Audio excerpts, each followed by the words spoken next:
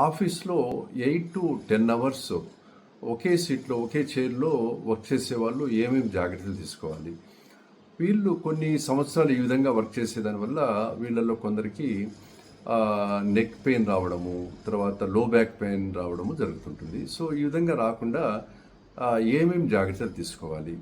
Seating ఏ విధంగా ఉండాలి? So వీటిలో ముఖ్యంగా ఫస్ట్ది ఏమిటంటే వాళ్ళు కూర్చునేటప్పుడు పూర్తిగా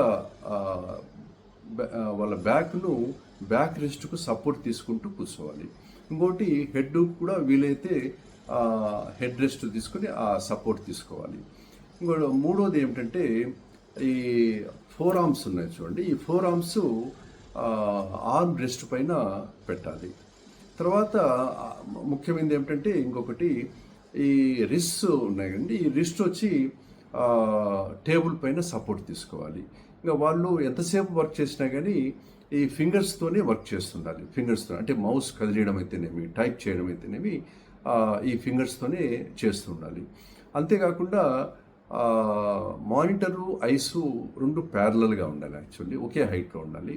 తర్వాత వచ్చి ఆ డిస్టెన్స్ ఐస్ నుంచి మానిటర్కు అట్లీస్ట్ ఒక 1 మీటర్ డిస్టెన్స్ ఉండేటట్టు చూసుకోవాలి.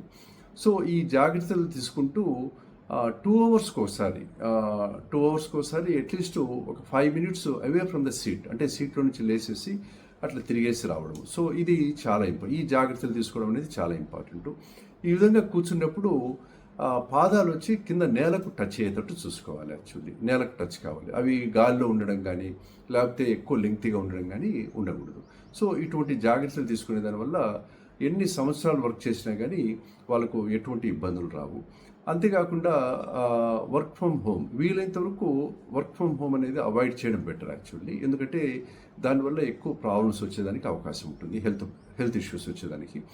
ముఖ్యంగా ఒకవేళ అది కంపల్సరీగా వర్క్ ఫ్రమ్ హోమ్ చేయాల్సిన అవసరం వచ్చినప్పుడు నేను చెప్పిన జాగ్రత్తలు తీసుకుంటూ అదే అట్మాస్ఫియర్, అంటే ఆఫీస్లో ఉండే అట్మాస్ఫియర్, అంటే టేబుల్ అయితేనేమి, చైర్ అయితేనేమి, జాగ్రత్తలు అయితేనేమి, ఈ 3 ఖచ్చితంగా తీసుకునే దానివల్ల ఎక్కువ రోజులు వర్క్ చేసినా కానీ వాళ్ళకు ఈవెన్ వర్క్ ఫ్రమ్ హోమ్ అయినా కానీ ఎటువంటి ఇబ్బంది రాకుండా చేసుకోవచ్చు.